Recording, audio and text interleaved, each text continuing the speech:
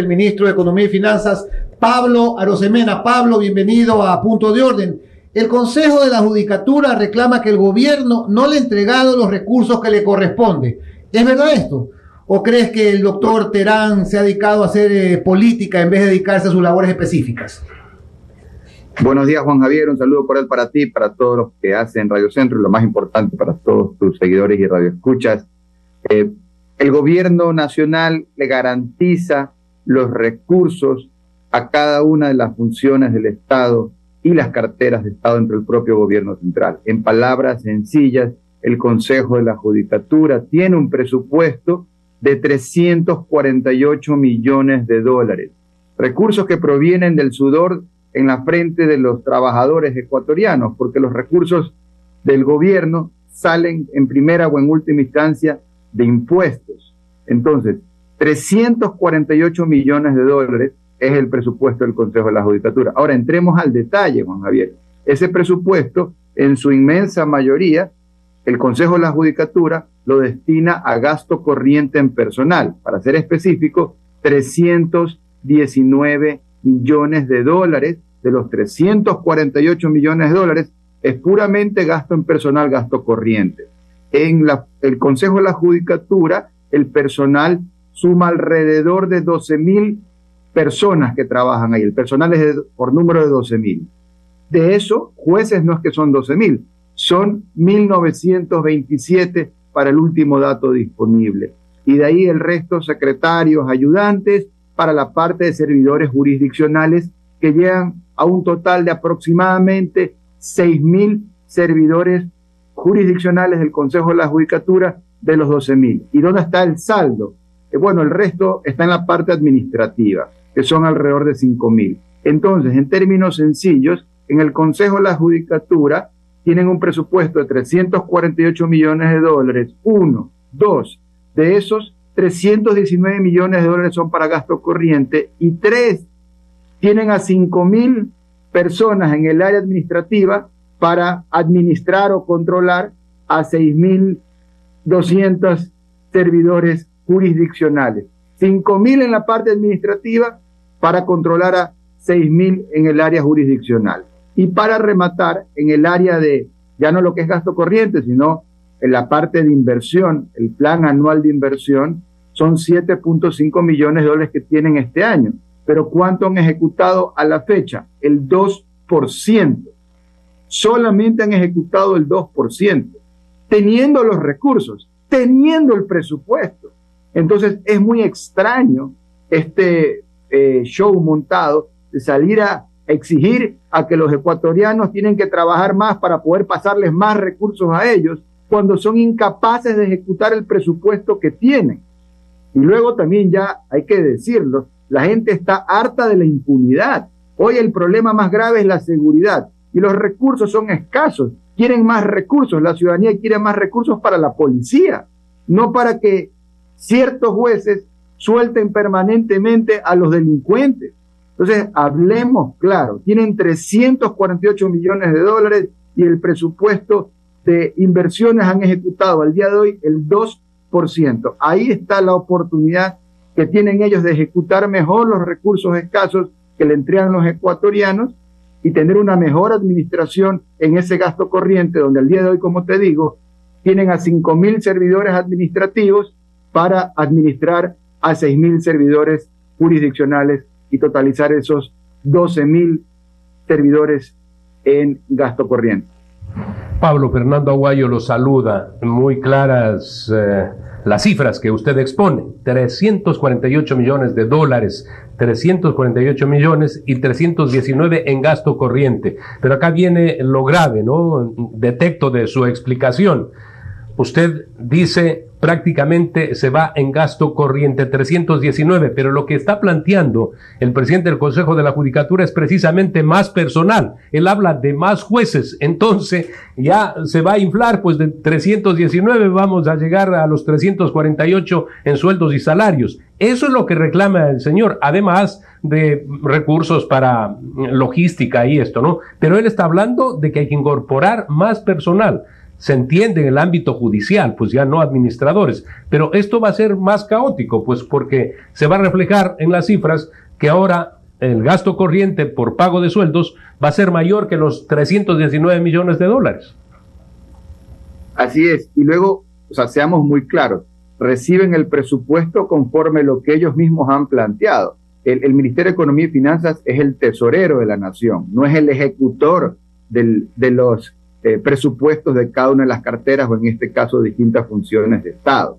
Entonces, ellos han planteado ese presupuesto y ahora resulta que dicen queremos más, pero les hacemos notar de que en la parte de inversión han ejecutado solamente el 2%, teniendo el presupuesto. Entonces, pareciera que están mal asesorados en ese sentido. Y luego, si entramos a la parte de gasto corriente, que es puramente todo el presupuesto gasto corriente, los 319 millones de dólares de los 348 millones de dólares, contarle a la gente que esa plata sale del sudor de la frente de los ecuatorianos. Entonces los jueces, en este caso el Consejo de la Judicatura, piden más recursos, pero eso significa más gasto corriente. Y actualmente ya tienen a 12,000 funcionarios. De esos, jueces son 1.927. El resto son secretarios, ayudantes o el componente administrativo. Y se da la paradoja de que al día de hoy hay 5.200 servidores administrativos en la función judicial para administrar a 6.000 servidores jurisdiccionales. Entonces, definitivamente ahí hay una situación donde casa adentro ellos pueden utilizar los recursos con mayor sentido de eficiencia y también de urgencia. Porque si al mes de abril han ejecutado el 2%, teniendo un presupuesto de 348 millones de dólares, y piden más presupuesto, está claro que no saben bien de lo que están hablando. Se están metiendo en un tema administrativo del cual desconocen y con la mejor predisposición estamos para ayudar y hacer país, pero lo que vemos es un show más de tintes teatrales o políticos que una verdadera necesidad de querer resolver problemas que ellos mismos han creado, porque si no ejecutan más allá del 2% de su presupuesto, digamos, tendrían que verse en el espejo antes de estar lanzando el dedo acusador. Economista Arosemena, buenos días. Ahora vamos a hablar de temas tal vez más generales de economía. Si hay algo que podemos decir de este gobierno es que ha puesto las cuentas en orden y eso obviamente a los economistas nos da tranquilidad. Sobre todo, por ejemplo, las reservas del Banco Central, donde deben estar, etcétera. Y sabemos que eso es dinero de los depositantes. Pero hay una preocupación en la ciudadanía que esto, entre comillas, y usando una frase que ya conocemos de este país, se deja la mesa servida, entre comillas, para un gobierno que todavía no conocemos y que va a venir en el futuro y que, de nuevo, va a tener, digamos, todas las reservas donde estaban, las cuentas en orden, menos déficit. ¿Qué podemos decir a esta ciudadanía preocupada por una situación como la descrita? Bien, yo te haría dos reflexiones. La primera, hay que hacer lo correcto siempre y en todo lugar. Entonces, en el manejo de la economía hay que ser responsable siempre, no hay que ser populista, hay que ser técnico. Entonces, ¿eso qué significa? Mencionabas el tema de la reserva.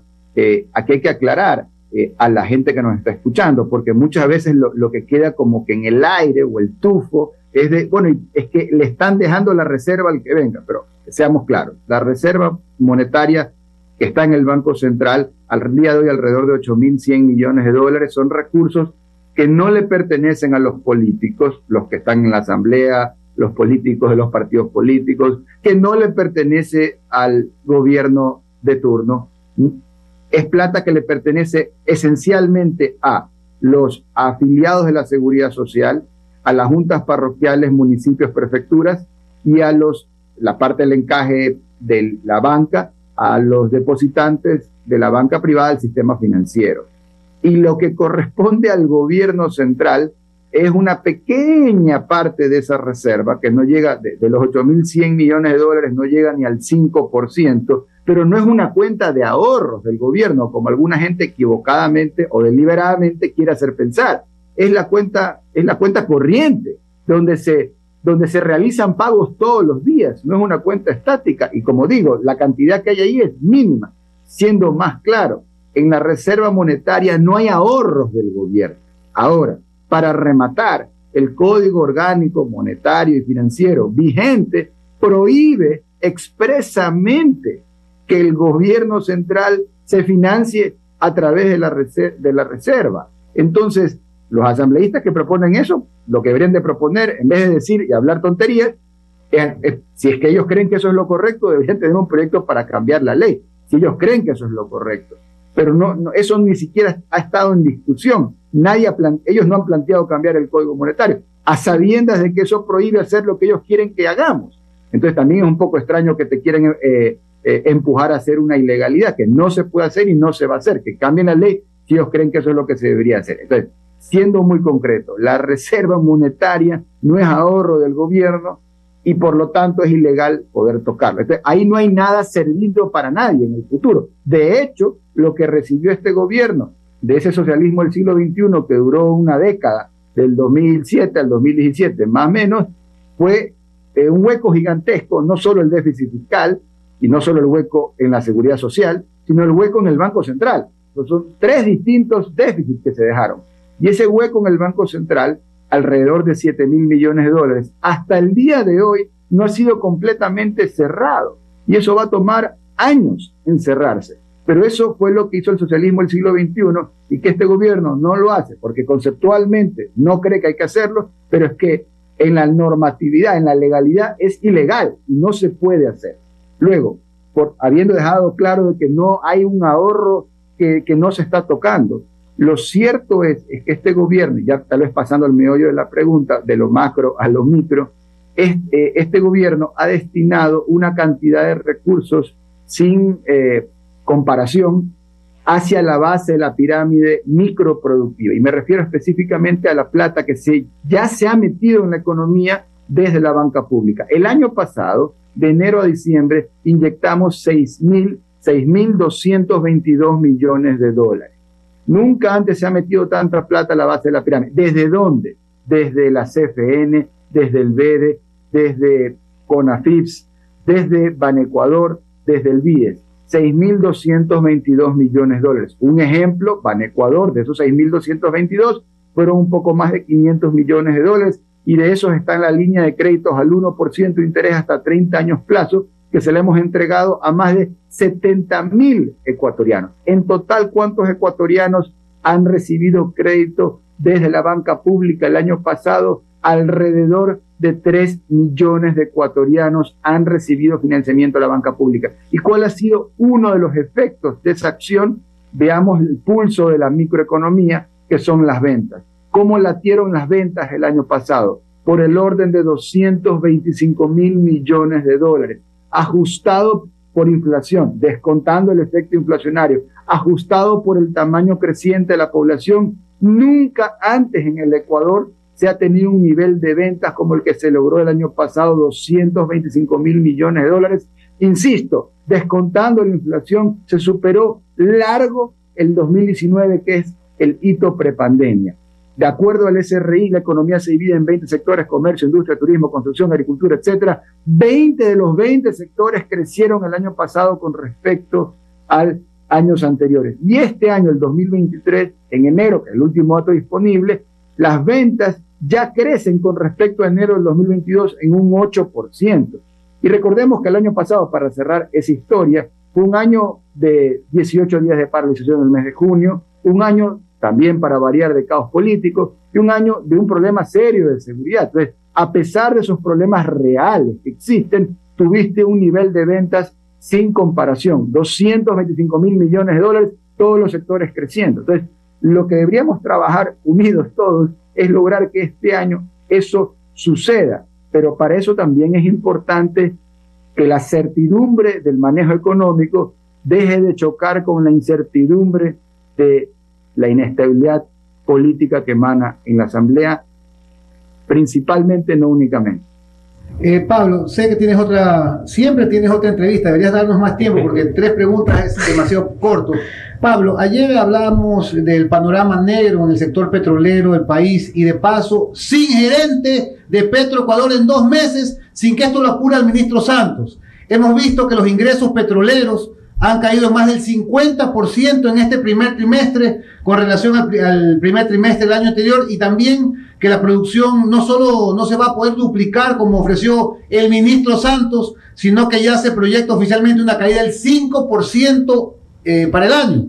y esto a su vez hace que por primera vez los ingresos petroleros no alcancen para cubrir los egresos por la compra de derivados. ¿Cómo se va a hacer para cubrir este déficit? Es decir, lo que estaba en el presupuesto como ingresos petroleros ya no son, es decir, habrá que refinanciar el presupuesto. ¿Cómo lo van a hacer, Pablo? Te hago un par de reflexiones rápidas. La primera, afortunadamente, fuimos prudentes al momento de poner el precio en la proforma. Y les cuento rapidito que el año pasado, en el mes de septiembre, personalmente estuve compareciendo a la Asamblea, a la Comisión especializada en Desarrollo Económico, para justificar el precio del petróleo de 64,8 que proyectábamos para este año. Historia larga, corta, estuve sentado durante casi 5 horas y la principal crítica que recibí era que por qué poníamos 65 de precio en vez de 75, 85 o 95. Tuve que escuchar durante horas y no me escuchaban que la economía hay que manejarla de forma técnica, no de forma populista.